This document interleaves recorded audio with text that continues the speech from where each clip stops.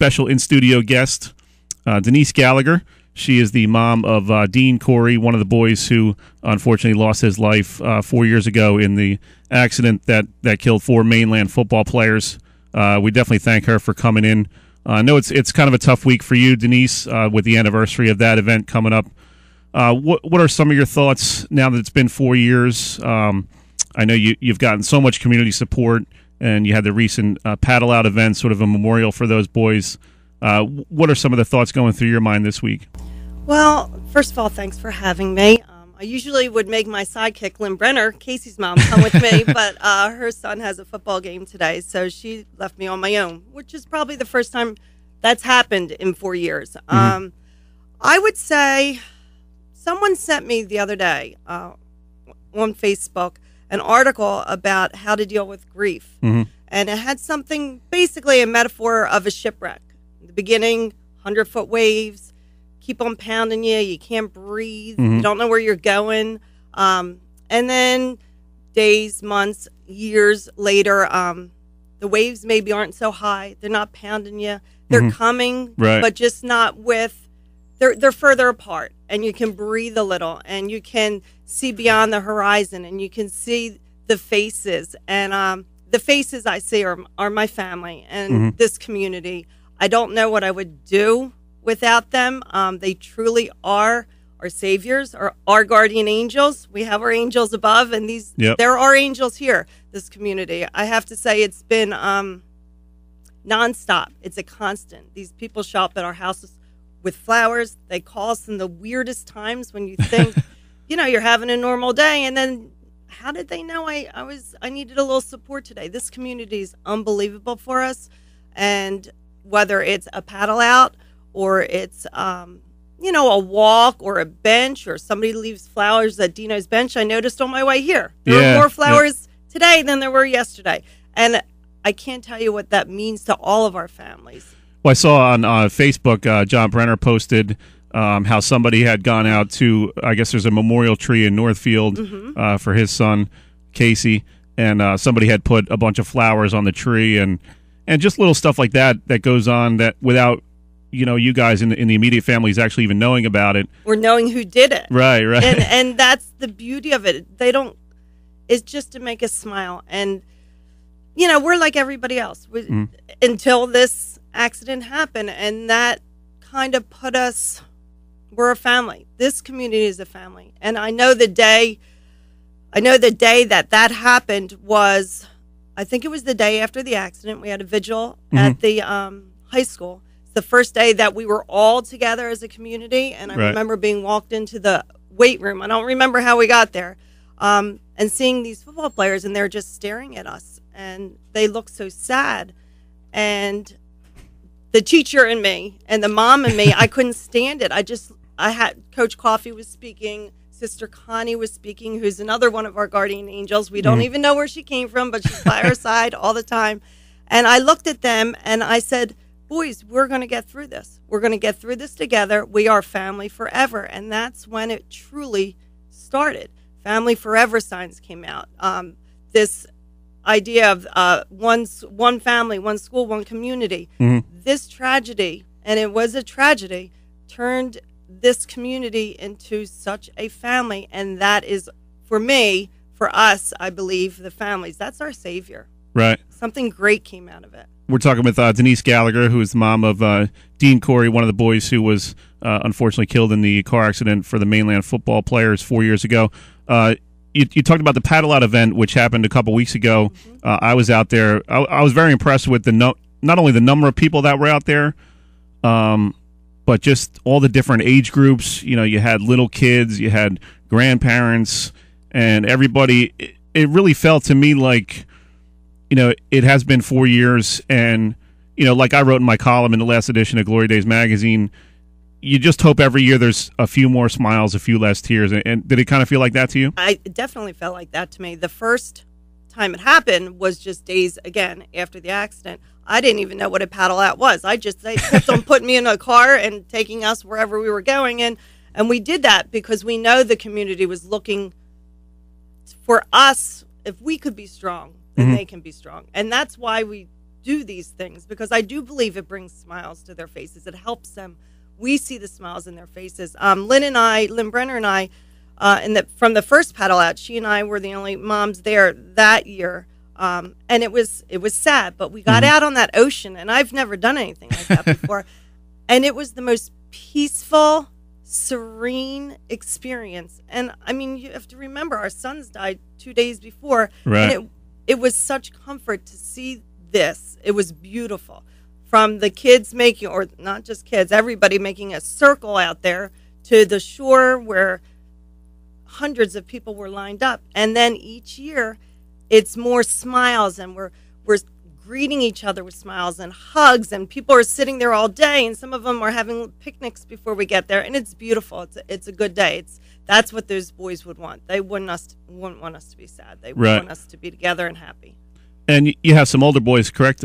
Brian and Drew. Brian and Drew. Mm-hmm. How important have they been for you as a mom to get through this time and this event? Obviously they lost their brother, which is devastating in itself. Has this brought you guys a little bit closer together? We've always been very close. 3 boys in 3 years, you can't help but being close. But yes, it has brought. I think it's brought all of us closer. My immediate family closer. I think this community, parents look at their children and say, "I'm going to hug them a little harder today," or "I'm going to walk down the bike path with them." And I think, there wasn't a night that I didn't say goodnight to my kids every night. And I love you. And Brian's at LSU right now, and Drew works crazy hours. But still, every night I get that text or that phone call. I love you. And man, now we certainly don't miss that text or phone call. Yeah, that's awesome. For sure. Tell our audience who may not have met Dean. I obviously didn't. Tell us a little bit about him and what made him such a great kid. Dean is the third child, so he obviously got away with a lot more than the other two did. And he was a clown.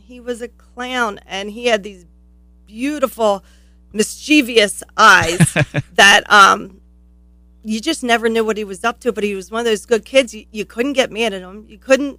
You could get mad at him, but he was just such a loving soul when he was here, and I think he truly brings that comfort back to his friends now. He was this big guy, kind of like Cole. He was a big, he's a big guy, and he had this allergy to pretty much anything that touched his skin.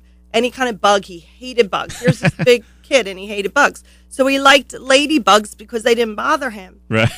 So when he passed, all of a sudden, ladybugs appeared out of, in the weirdest places. The kids went on a mainland ski trip.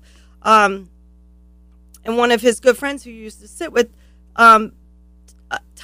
Timmy, was in the top of the mountain, and all of a sudden he looked on a snowy mountain, and there was a ladybug. And I get all these pictures of ladybugs because this kid truly, this is him.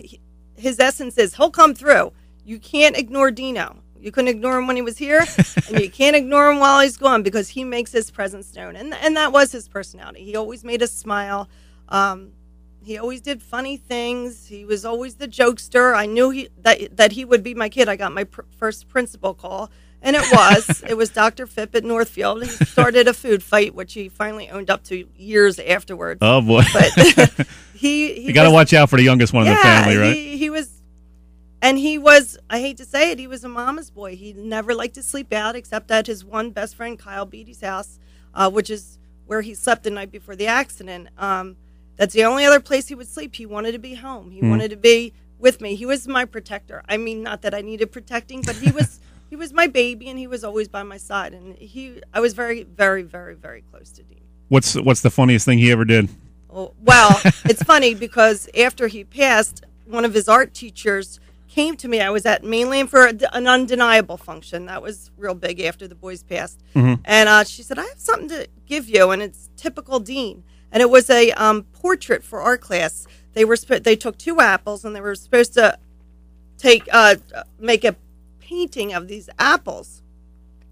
Well, she found his painting of his apples a couple weeks after he died, and what he had done was he ate the apples and then put the cores of the apples on the table and painted the cores of the apple, and that became everybody. Why be like everybody else, right? And And then she said it's actually harder to paint the core of the apple than it is the full apple. And that's the kind of stuff he did. He, just to be funny, sweet, funny, he just stood out. He was one of those kids that stood out. We're talking with Denise Gallagher here, who was the mom of Dean Corey, one of the boys who unfortunately lost his life a couple years ago in that accident that killed a couple Mainland football players.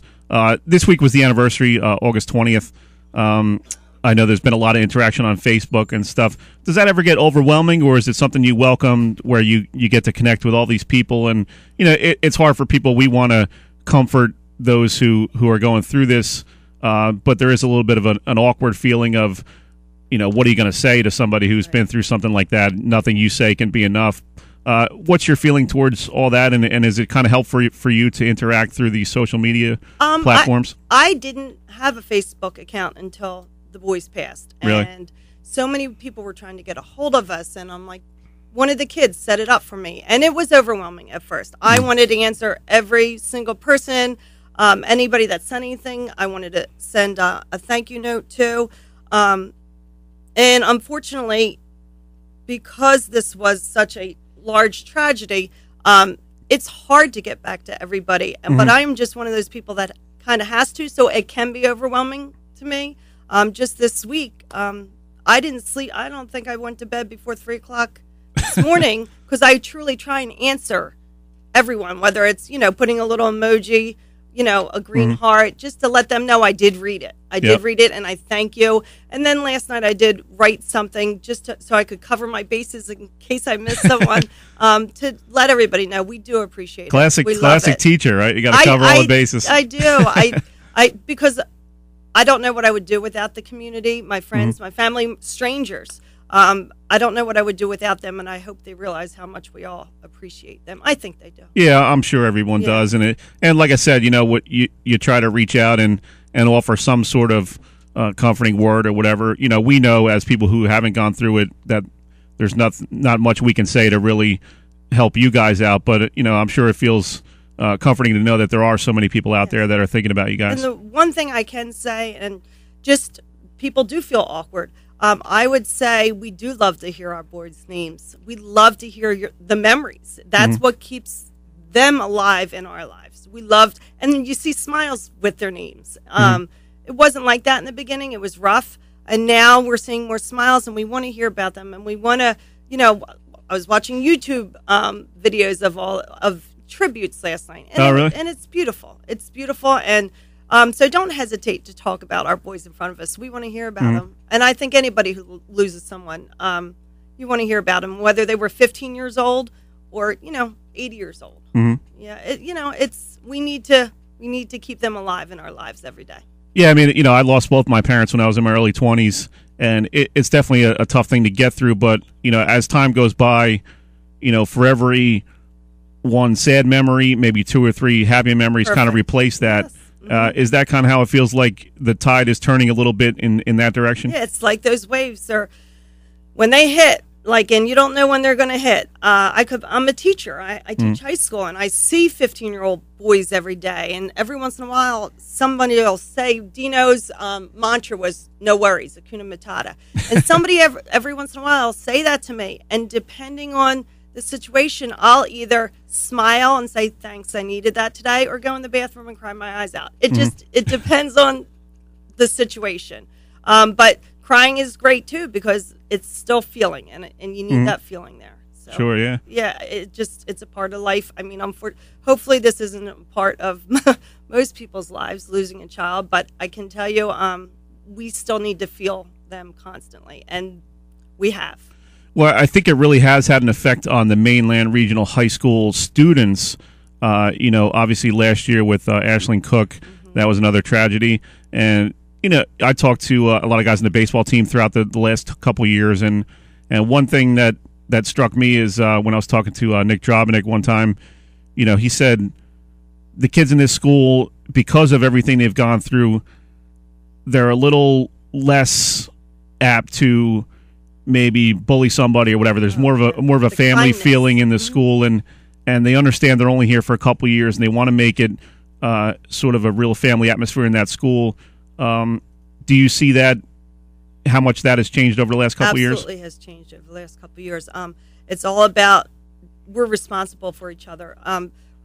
We did an article for a magazine. I don't even remember what it was. It was after the year anniversary, and we were sitting at my dining room table, 3 of the mothers, Nick's mom, Lynn, Casey's mom, and myself, and we said it truly takes a village, to raise your children. It also took a village to bury our children, and now it's and that village has got nothing but stronger and kinder, and we reach out to. I think people see us now as a family outside of this community. They see what we can do. They see that we're the phoenix. We're making it, and we're stronger, and we're kinder, and it's the place. I can't say enough about this community. I would never leave it. Well, we ran a little bit long with that segment, but a great interview. I want to thank you, Denise, for stopping by and your words today. Great interview, and really appreciate you coming by. And good luck to everything you do in the future and your family. And it's great to hear that everybody's come together and really getting more happy memories in there as the years go by. Yeah, we're doing our best. Live each day to the fullest. That's what they would want us to do. Exactly. Thanks, Great Dave. Great advice.